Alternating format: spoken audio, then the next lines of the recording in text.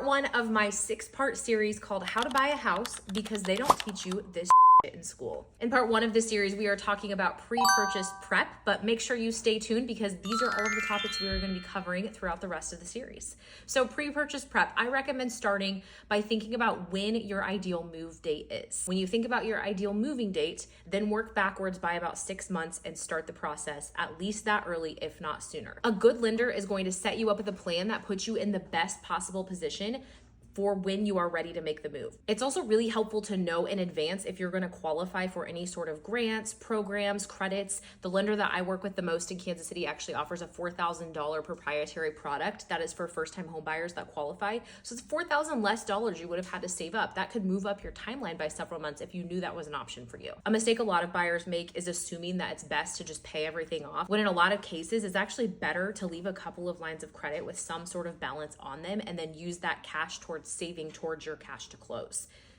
3, 2, 1.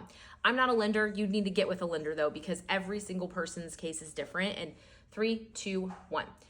Every single person's situation is different. So that's why it's so important to get this information up front. The other thing I think people aren't prepared for is the lag time between your closing date and your first payment. So let's say your lease is up in February and you know you have to be moved out by February 15th. The most ideal situation in that scenario is to close in January, because then your first payment is not until March 1st. So you don't have overlapping payments and you get possession of the home for up to a month before you actually have to move out of your rental, allowing you time to do projects, paint, those kinds of things. So if you want to close in January, then you want to start looking at houses by November. So you can see how the timeline actually should start a lot earlier than I think a lot of people realize. Long story short, the most important thing you need to know about pre-purchase prep is you need to start sooner than you think. Stay tuned for part 2, which is the most fun part of the process, house hunting.